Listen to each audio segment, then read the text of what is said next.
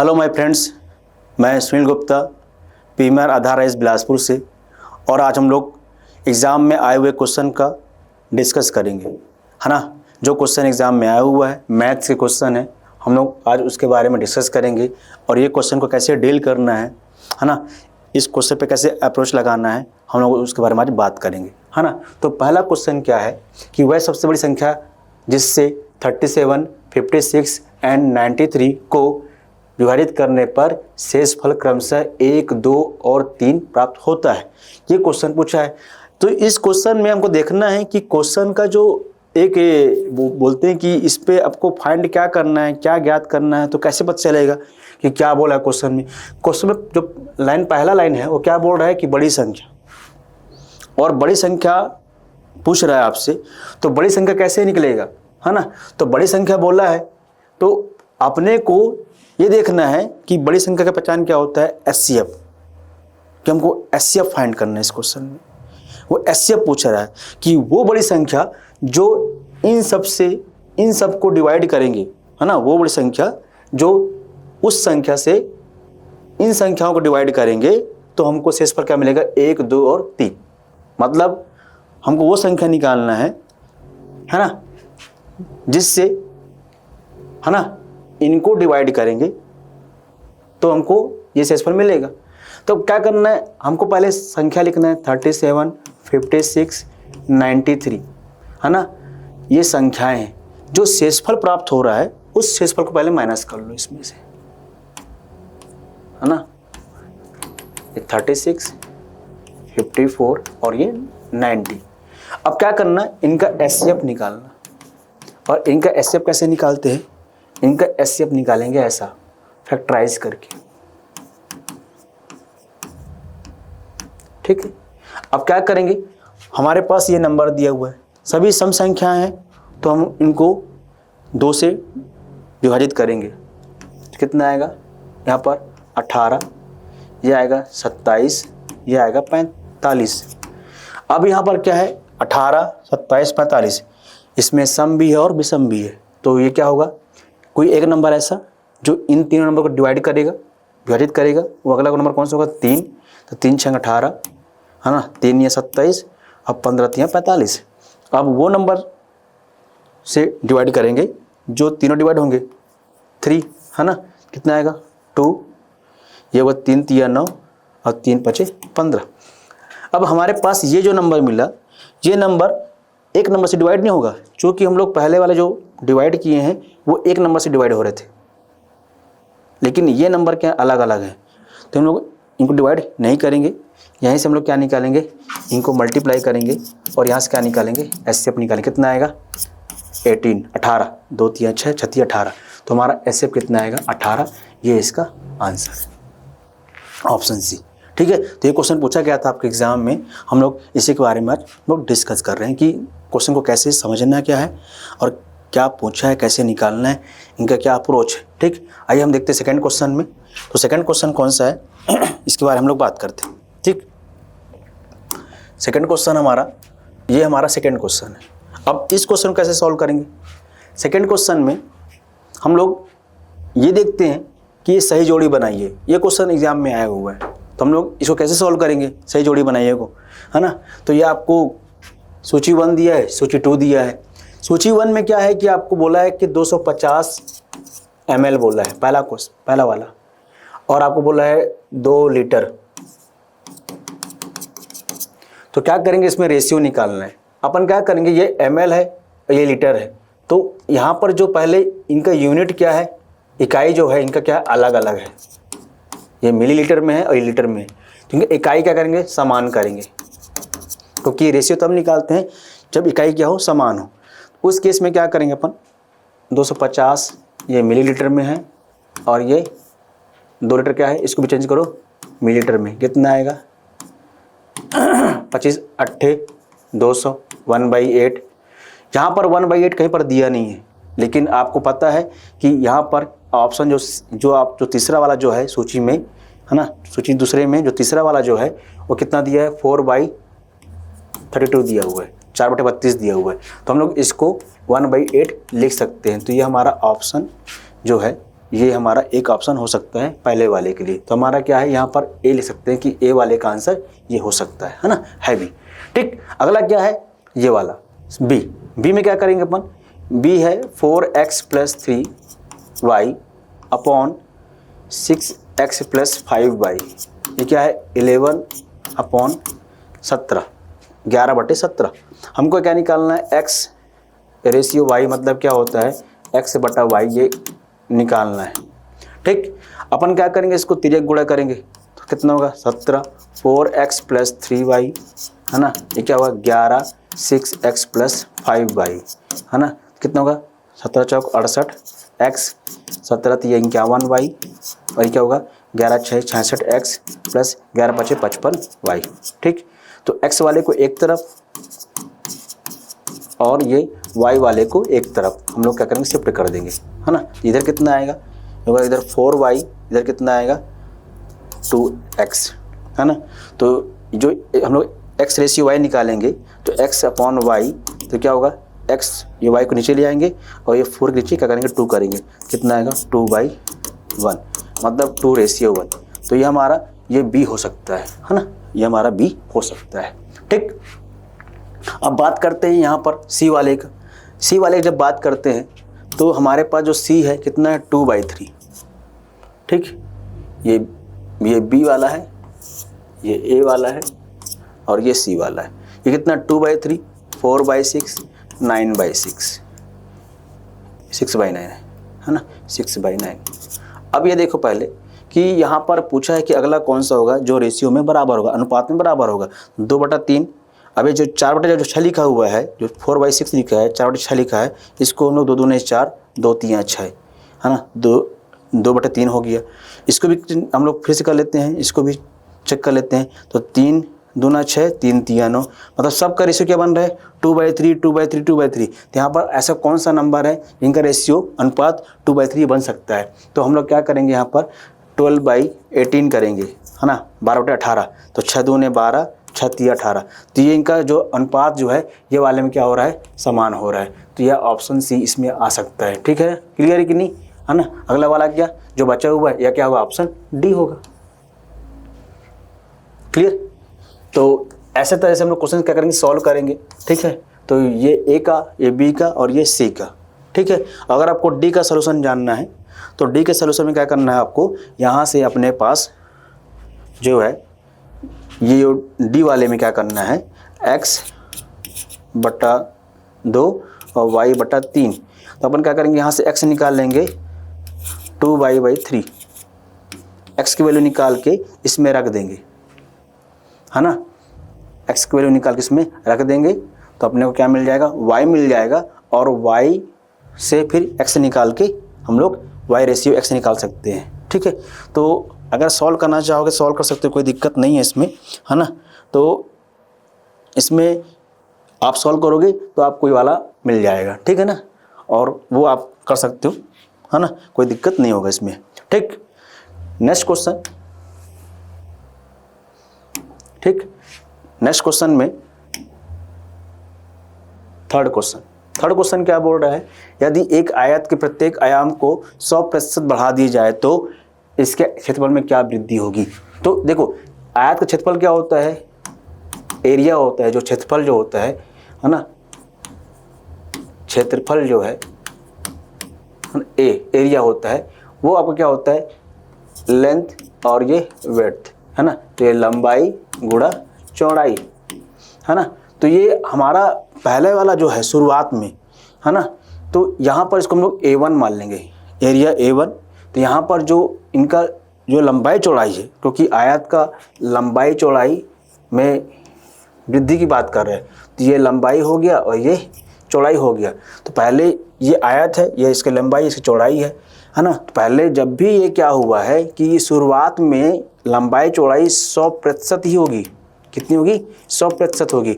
लेकिन वो बोल रहा है कि इसके आयाम में हम कितना बढ़ा रहे हैं, 100% और बढ़ा दे रहे हैं। ठीक है, तो क्या हुआ, पहले वाला जब इसका एरिया निकालोगे, पहले कितना था 100 था दोनों है ना, क्या था 100 था, कितना हुआ आपका 10,000। पहले वाला एरिया कितना था 10,000 हो गया, ठीक है ना।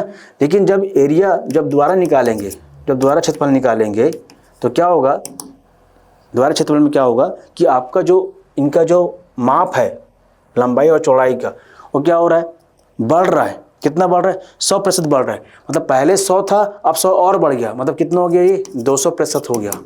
कितना हो गया, 200%। मतलब L कितना हो गया आपका, L1 ये L था, अब कितना हो गया L आपका, ये L हो गया आपका 200%, है ना। और W कितना हो गया आपका 200%। कितना हो गया आपका, तो L और W, ठीक है। तो पहले कितना था, ये 100 था, अब कितना हो गया, 100 और बढ़ गया, मतलब कितना हो गया, ये 200%। 200% कितना हो गया आपका ये, ठीक, 40,000, ठीक। अब ये एरिया 1 है, ये एरिया 2 है, हम लोग क्या निकालना है कि इसके क्षेत्रफल में कितना वृद्धि हुआ, प्रतिशत में पूछा हुआ है। तो क्या करेंगे हम लोग, A2 minus A1, area 2 minus area 1 upon area 1, ठीक है, इंटू 100। तो ये क्या होता है, आपका परिवर्तन निकलता है। तो ये बढ़ेगा कि घटेगा, क्या होगा, ये आपको पता चल जाएगा, ठीक है ना। तो बोला है कि क्षेत्र में क्या वृद्धि होगी, है ना। तो मतलब कुछ परिवर्तन हुआ, वो क्या हुआ, प्लस में आया तो वृद्धि, माइनस में आया तो कमी, ठीक है। तो यहाँ पर क्या हुआ कि हमको निकालना है, तो क्या है 40,000 माइनस 10,000 अपॉन 10,000, है ना। 40,000 माइनस 10,000 अपॉन 10,000 गुणा 100।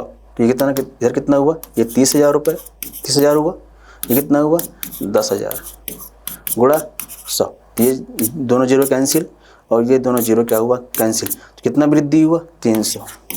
300% का क्या हुआ, वृद्धि हुआ। ऑप्शन सी, ऐसे बनाना है इसको, ठीक। तो पहले क्या था हमारा, जो एरिया A1 था वो क्या था, L और W। तो उस समय जो आयाम थे, जो उसके माप थे लंबाई और चौड़ाई की, वो क्या थे, 100 थे, ठीक। शुरुआत में क्या आएगा, 100% ही होगा, 100 ही होगा। लेकिन क्या बोला कि इसका आयाम फिर से बढ़ा दिया गया, कितना बढ़ा दिया गया, 100 बढ़ा दिया गया। पहले 100 था, अब 100 और बढ़ा दिया, कितना हो गया, ये 200 हो गया, ठीक है, 200 200 हो गया। अब क्या निकालेंगे, फिर से एरिया निकालेंगे। तो फिर जब उसमें कितना चेंज हुआ कि बढ़ा कि घटा, तो कैसे निकालेंगे हम लोग, परिवर्तन से। तो A2 minus A1, area 2 minus area 1 upon area 1 into 100, value put करो, आपका आंसर आ जाएगा कितना, 300%। क्लियर। अब नेक्स्ट क्वेश्चन में आते हैं। नेक्स्ट क्वेश्चन में क्या होगा, है ना, देखते हैं, ठीक। इसमें बोल रहा है किसी कोण और उसके पूरक कोण के आधे का योग कितना है, 75 है। मान लो कि पूरक कोण का योग कितना होता है, पूरक कोण क्या होता है कि दो कोण जिनका योग कितना हो, 90 डिग्री। पूरक कोण का योग क्या होता है, 90 डिग्री होता है, योग 90 डिग्री होता है। तो अगर मान लो एक कोण क्या है, एक कोण आपका क्या हो गया, x हो गया, तो दूसरा कोण क्या होगा, कोण आपका होगा 90 माइनस एक्स, क्योंकि दोनों को कितना चाहिए, 90 होना चाहिए। तो एक कोण आपका x है, दूसरा कोण क्या होगा आपका 90 माइनस एक्स। तो दोनों बोला है कि यदि किसी एक कोण और उसके पूरक कोण के आधे, तो एक कोण आपका x हो गया, उसका पूरक कोण कौन सा, 90 माइनस एक्स का आधा का योग कितना दिया है, 75 दिया है। मतलब एक कोण है x है, उसका पूरक कोण क्या होगा 90 माइनस एक्स। ये दूसरा कोण है या पूरक कोण बोलो, ठीक। तो 90 माइनस एक्स, तो बोला है एक कोण x प्लस उसके पूरक कोण 90 माइनस एक्स का आधा कितना होगा, 75 बोला है ना। एक कोण आपका x, दूसरा कोण कौन सा, पूरक कोण है, कितना 90 माइनस एक्स के आधे, है ना। अब पहले वाला और दूसरे का योग कितना है, 75 डिग्री है। तो क्या निकालना है आपको, कोण निकालना है। कोण होगा तो कोण कितना होगा, ये कितना होगा, इधर लघुत्तम लेंगे, कितना है ये 2, ये होगा, इधर कुछ नहीं है ना, ये 1 है यहाँ पर। तो 2 से डायरेक्ट मल्टीप्लाई हो जाएगा, 2x, ये होगा 90 माइनस एक्स 75। यहाँ पर कुछ नहीं है तो 2 से मल्टीप्लाई हो जाएगा, यहाँ पर 2 2 कट जाएंगे, क्या होगा 90 माइनस एक्स। इधर कितना होगा, हो जाएगा ऊपर में 2x माइनस एक्स कितना होगा, x प्लस 90, ये 2 इधर गया तो कितना होगा 75 इंटू 2, कितना हुआ 75 2 गुणा 2 कितना हुआ 150, ये x प्लस 90, तो x कितना आएगा, x 50 माइनस 90 कितना हुआ 60। तो हमारा आंसर कितना हुआ, 60 हुआ। ठीक, तो पूरा कोण का कितना होता है, 90 डिग्री होता है। तो एक कोण आपका x है, दूसरा कोण क्या होगा 90 माइनस एक्स, और दोनों का योग जो दिया है कितना दिया है, 75 दिया हुआ है।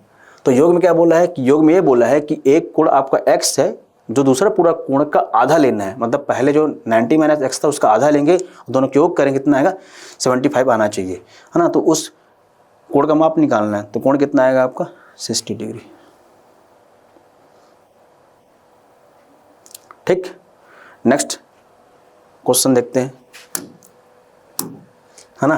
क्वेश्चन नंबर आपका 5, है ना। इसमें बोला है कि यदि उत्तरोत्तर छोटे 25%, 10% और 8%, मतलब आपका जो छूट पहले 25% था, फिर 10% का था और 8% का था, तब बोलता है इसका तुल्य एकल छूट किधर निकालना है। मतलब हमको एकल छूट निकालना है, तो एकल छूट कैसे निकालते हैं, एकल छूट कैसे निकालते हैं, एकल छूट निकालते हैं 100 माइनस 100 गुणा, ठीक है। अब ये छूट कितने का है, 25 का है, तो 25 का छूट हो गया, मतलब कितना बच गया 75। इसमें छूट कितने का हो गया, 10 का हो गया, कितना हुआ 90। इसमें छूट कितने का है, 8 का है, कितना हुआ 92। क्लियर। तो अपन क्या निकालेंगे, एकल छूट निकालेंगे 75, है ना, तो अपॉन 100, 90 अपॉन 100, और ये 92 अपॉन 100, ठीक है। तो जब इसको सॉल्व करोगे, ठीक है, तो सॉल्व करोगे आपका 37.9% आएगा आपको, ठीक है, सॉल्व करने पे, है ना, इतना आपका आएगा। ठीक, तो जब सॉल्व करोगे तो आपको वैल्यू इतने मिल जाएगी, ठीक है। तो अपन इसको सॉल्व कर लेना, है ना, तो आपको वैल्यू मिल जाएगा, ठीक है। तो 37.9%। एकल छूट निकालने का यही तरीका होता है ना। ये तो पहले क्या निकालना, जो छूट दिया हुआ उसको 100 से माइनस कर लेना, है ना। एक ऐसे आएगा, ये छूट को 100 से माइनस कर देना, तो आपको मिल जाएगा क्या, एकल छूट। ठीक, तो एकल छूट ऐसे निकालते हैं। ठीक, नेक्स्ट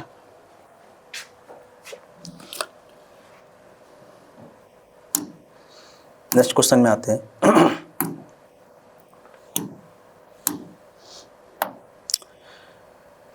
हाँ, आपको बोला 3 संख्याओं में से पहली संख्या दूसरी की 2 गुनी है और तीसरी की 3 गुनी है।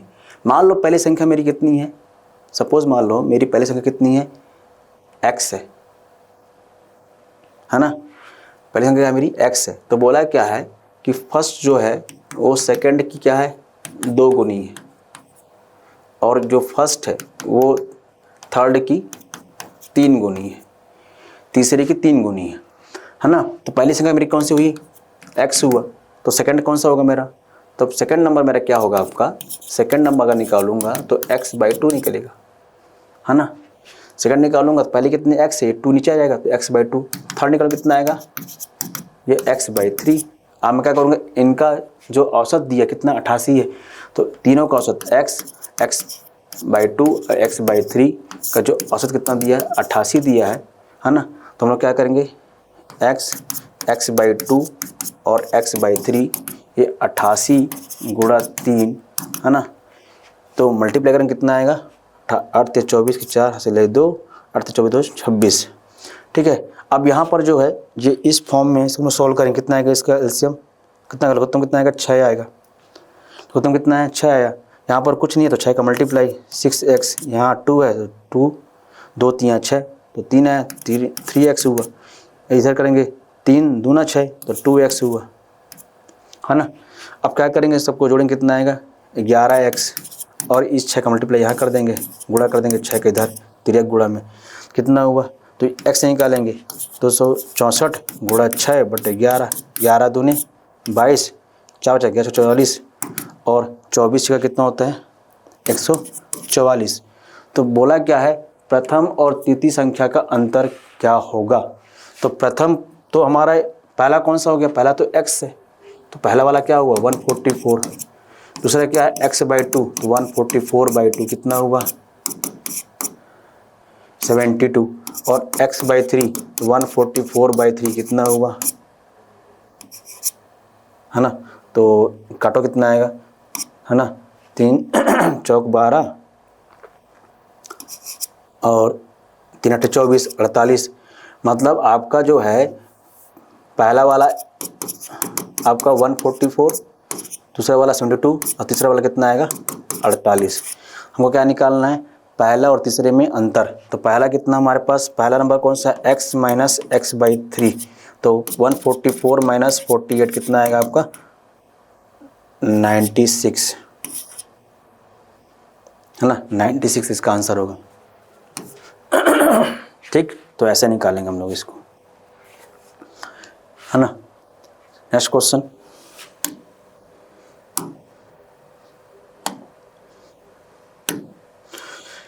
एक व्यापारी ने एक घड़ी को कितने बेचा, 540 रुपये में खरीदा, सॉरी, एक व्यापारी ने एक घड़ी को 540 रुपये में खरीदी एवं उस पर ऐसा मूल्य अंकित किया कि 15% छूट देने के पश्चात उसे 19% का लाभ हो। घड़ी का अंकित मूल्य है, ठीक है। अब यहाँ पर क्या है कि अपने को जो कॉस्ट प्राइस है, जो खरीदी वाला जो मूल्य है वो कितना है 540 रुपये, ठीक है। अब उस पर बोल रहा है कि कितना छूट दे रहा है, डिस्काउंट कितना आपके पास, डिस्काउंट जो परसेंटेज है आपका कितना है 15%, है ना, और कितना लाभ हो रहा है, वो हो रहा है 19% का लाभ हो रहा है। तो हमारे पास एक फार्मूला है SP equals to 100 plus minus P/L/100 into CP। अगर प्रॉफिट हो रहा है तो प्लस और लॉस हो रहा है तो माइनस, है ना। लेकिन यहाँ पर डिस्काउंट भी दिया है, तो हमारे पास क्या होता है कि जब हम लोग MRP पे ना, MRP पे जब हम लोग डिस्काउंट लगाते हैं तो क्या बनता है सेलिंग प्राइस। मतलब किसी भी MRP पे हम लोग क्या करते हैं डिस्काउंट लगाएंगे तो क्या बनेगा सेलिंग प्राइस बनेगा। तो यहाँ पर क्या होगा ये SP। तो हमको क्या करना है, केस प्रॉफिट का है, लाभ हो रहा है, छूट कितना है 15% का, तो ये क्या होगा SP जो होगा वो क्या होगा MRP, है ना। ये कितना होगा 100 माइनस कितने का छूट है 15 का छूट है, ठीक है।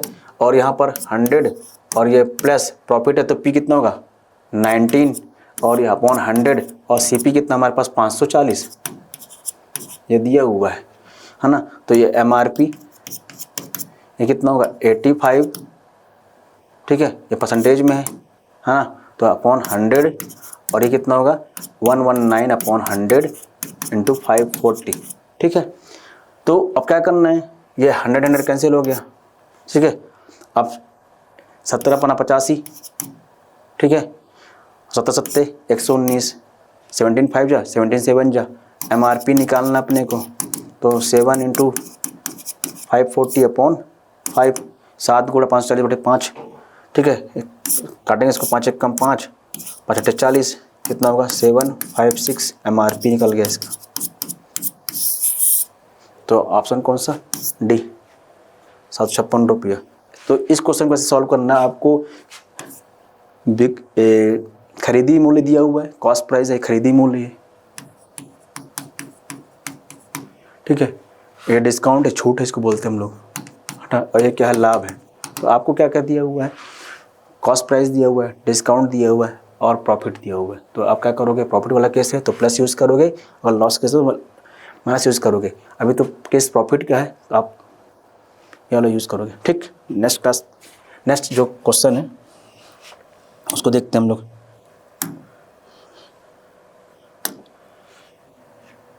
ठीक, ये बोला क्या है, एक रेलगाड़ी है, इसकी लंबाई कितनी दी हुई है 180 मीटर दिया हुआ है और बिजली के एक खंभे को 6 सेकंड में पार करती है। टाइम क्या दिया हुआ है, हाँ 6 सेकंड। तो इसका स्पीड क्या होगा, पहले भाई जिसका लेंथ दिया उसकी स्पीड निकाल लो। स्पीड क्या होगा आपका, है ना, D/T। और ट्रेन की लंबाई उसकी डिस्टेंस है, ट्रेन का लंबाई क्या उसका डिस्टेंस है। तो कितना हो गया आपका, ये होगा 180/6, कितना हुआ 30 मीटर पर सेकंड क्या हो गया इसका स्पीड आ गया, है ना। ये आप पहले स्पीड निकालोगे। अब बोल रहा है कि ये किसी पुल को पार करती है, तो ट्रेन ऐसी बनी हुई है, ये उसका लंबाई हो गया, ठीक है। और उसका स्पीड कितना निकाले हम लोग अभी 30 मीटर पर सेकंड इसका स्पीड निकल गया। अब यहाँ पर एक ओवर ब्रिज है, उसको क्रॉस करेगी तो उसको उसको पार करने में कितना समय लगेगा, तो इसका लंबाई कितना है 240 मीटर। हमको क्या निकालना है, टाइम निकालना है। तो हमको क्या दिया हुआ है, ये इसका स्पीड है, ट्रेन की लंबाई है और ये पुल की लंबाई है। तो हमको क्या निकालना है, टाइम निकालना है। टाइम क्या होता है, D/S, है ना। तो टाइम निकालना है, डी कितना हमारे पास, तो ट्रेन की लंबाई और पुल की लंबाई, क्योंकि आपको पता है ट्रेन की भी लंबाई है और पुल की लंबाई है, दोनों को पार करेगी। हमको क्या करना है, इस केस में दोनों को प्लस करेंगे, है ना। और कितना स्पीड है 30, ये कितना हुआ, दोनों को जोड़ लो, कितना हुआ 0, ये हो गया 842 और ये 3/4/30। ये 0 0 कैंसिल हो गया, है ना। ये कितना होगा 14×3=42। तो आपका आंसर कौन सा, 14 सेकेंड। तो ठीक कितना आएगा हमारा 14 सेकेंड। ये हमारा इसका क्या हुआ, आंसर हुआ, है ना। और हम लोग क्या करते हैं, इसको ऐसा सॉल्व कर सकते हैं। तो ऐसे क्वेश्चन सॉल्व करने के लिए हम लोग ऐसा ट्रिक यूज़ करते हैं, है ना। तो आगे हम लोग कंटिन्यू फिर ऐसे ही 10 क्वेश्चन का सेट लेके आएंगे या 8 क्वेश्चन का सेट लेके आएंगे, जैसा हमारे पास रहेगा, है ना। जो एग्ज़ाम में क्वेश्चन आए हुए हैं उनको कैसे सॉल्व करना है आपको बता दिया मैं। तो हम लोग फिर मिलते हैं, है ना, नेक्स्ट वीडियो में। Thank you, good night.